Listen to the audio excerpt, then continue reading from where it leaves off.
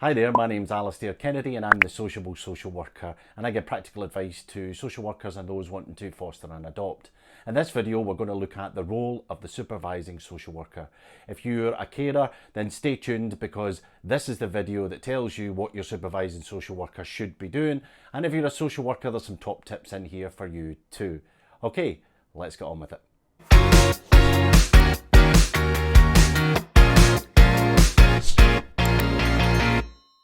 Being a supervising social worker is one of the best jobs I've ever had. And when I worked for a local authority in Glasgow and I went to join an agency, a fostering agency, which was quite new in those days, I think it was about 2001, people in the local authority said to me, "Oh, fostering, that's where people go to retire." Or one person said, "You know who you are. Do you want people to like you?" And that was the view of fostering in those days. Now, that archaic view has disappeared, thank goodness.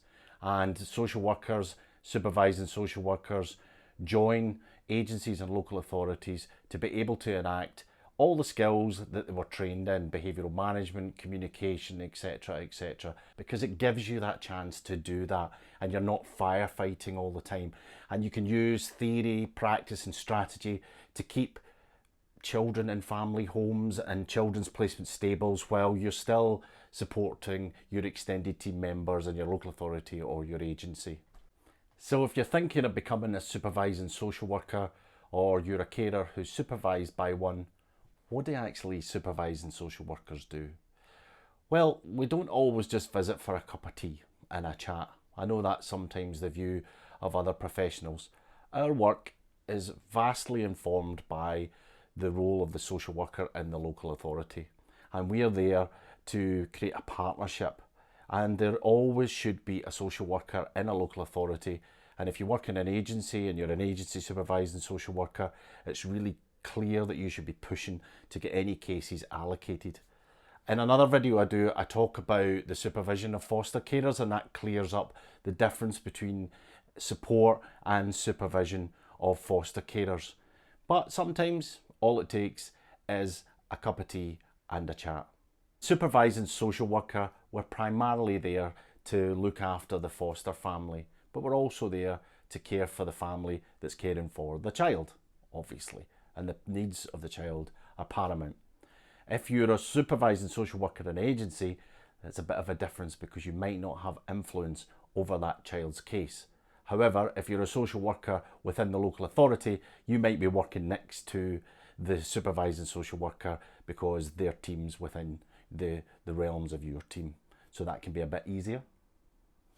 Supervising social workers work with carers and support carers from all backgrounds.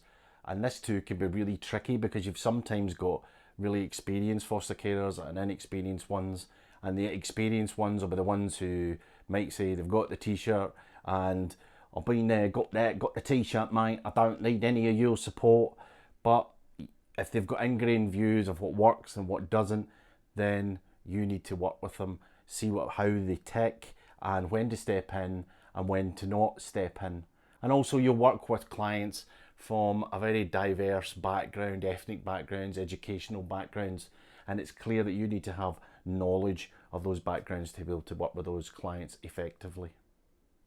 Supervising social workers, in a different video in this series, I talk about getting close to carers and effective supervision of carers and what's support and what is supervision.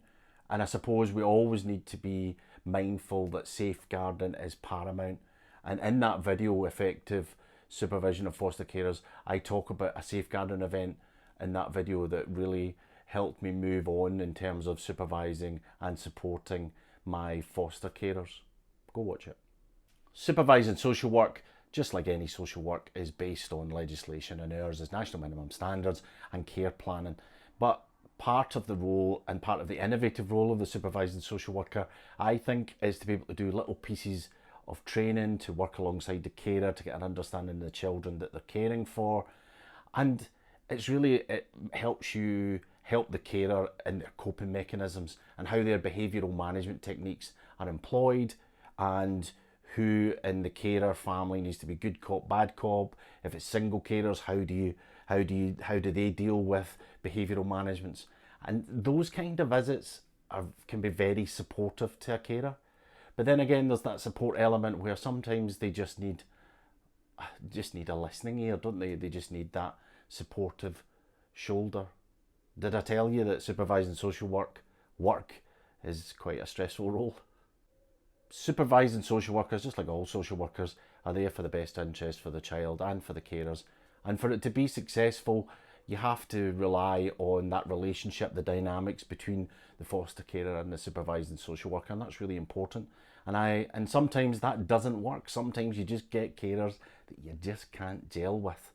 But that can make or break a placement for that child, because children will be able to sense that.